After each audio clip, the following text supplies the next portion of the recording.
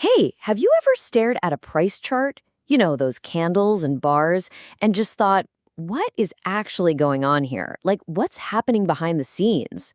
Well, if you have, you're in for a treat. Today, we're diving deep into something called order flow trading. It's kind of like getting a backstage pass to see inside the market's engine room. So, think about it. What if you could see more than just the result, more than just where the price ended up?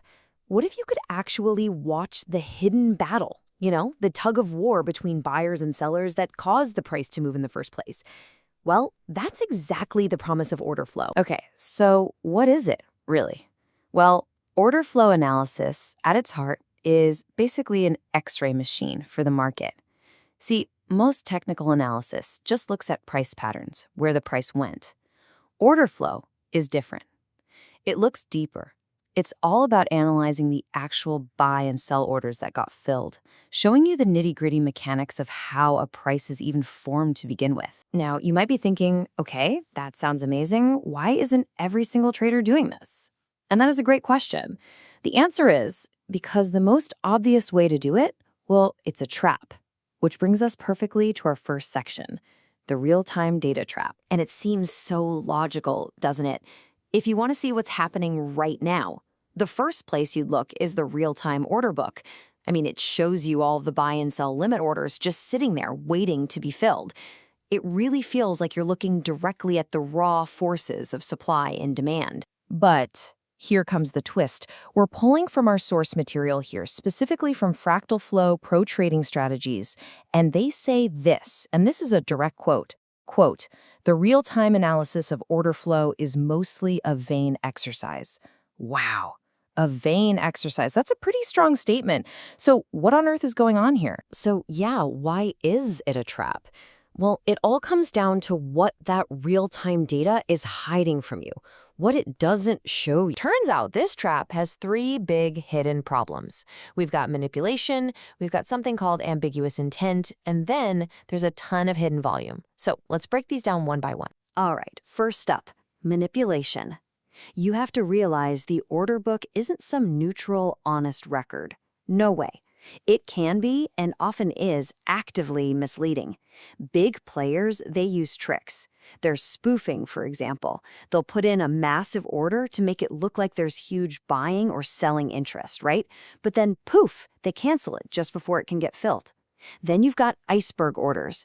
This is where a gigantic institutional order is mostly hidden.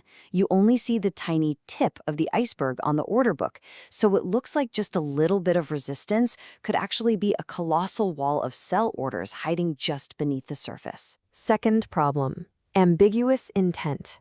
It's so easy to think, oh, a big buy order. Someone thinks the price is going way up. But that's a really dangerous assumption to make. See, the market is full of all kinds of players with different motives. Sure, you've got your speculators, and yeah, they're making bets on direction. But then you have arbitrageurs. They might be buying here and selling somewhere else just to skim a tiny profit off a price difference. And then you've got the big one, hedgers. Think about a giant bank. They might be selling a huge amount of something just to lower their overall risk. It's not because they think the price is about to crash. Their trade has zero to do with predicting the future direction. And the third problem? This one is just mind-blowing. Hidden volume. The order book you see on your screen, that's just a tiny sliver of the real picture. So much trading happens over the counter or in these private dark pools. And the scale? Just look at this number. The over-the-counter derivatives market was valued at around $600 trillion in 2023. That's not million, not billion, trillion. It's an entire ocean of trading activity that's completely invisible to you in real time. Okay, so if watching the live data is a trap full of manipulation and hidden information, how do we get out of it? How do we find something we can actually rely on? Well, it takes a really big shift in how you think about the market. And that's exactly what we're going to cover in section 2, a more reliable way. And here it is. This is the big idea, the key to the whole thing. It's this crucial shift in focus. We have to stop trying to guess traders' intent, what they might do based on that shaky, unreliable, real-time order book. That's the trap. Instead, we analyze fact. We look at what traders actually did, We focus on the trades that were already executed. This is concrete, it's historical, and it's our way out of the trap. So let me say it again, because it's that important. The whole point is to analyze what actually happened, not what might happen.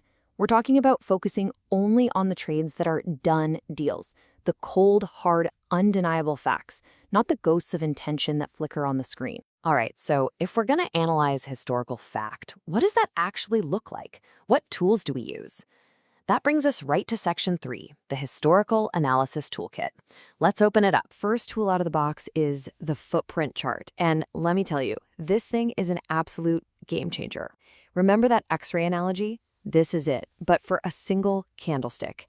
So instead of just seeing the open, high, low, and close, a footprint chart cracks that candle open and shows you the exact volume of buy orders and sell orders that were executed at every single price point inside it. It literally visualizes the battle for you. Next up, we have the volume profile. Now, this tool is all about finding the market's comfort zones. What it does is it looks at a whole period of time, like a day or a week, and it maps out the price levels where the most trading action actually happened. This shows you the areas of high acceptance, you could call it fair value, and these zones often act like powerful magnets for the price later on. And the third tool in our kit is Cumulative Volume Delta, or CVD for short. I love this one. Think of it like a power meter for the bulls versus the bears. It keeps a constant running total of the difference between buying volume and selling volume. So with this, you can see in real time if the buying pressure is truly strong and building, or if it's starting to run out of steam, getting exhausted. So you've got this new mindset, you've got these powerful tools. What's the actual payoff? What's the bottom line? Well, that's what we're covering in our final section, the order flow advantage. So why go through all this? What's the edge? It's huge. Because with this approach, you're moving way beyond just looking at simple price patterns. You start to understand the force behind the patterns. You can finally analyze volume in a way that actually means something. You get this incredibly detailed insight into why a reversal is happening right at that specific price. And all those support and resistance lines you draw, they're not just lines on a chart anymore. They're now backed up by a history of actual real-life transactions. And best of all, you've completely sidestepped that real-time data trap that gets so many other people. And just to be super clear, this isn't about telling you to throw out your normal price charts. Not at all.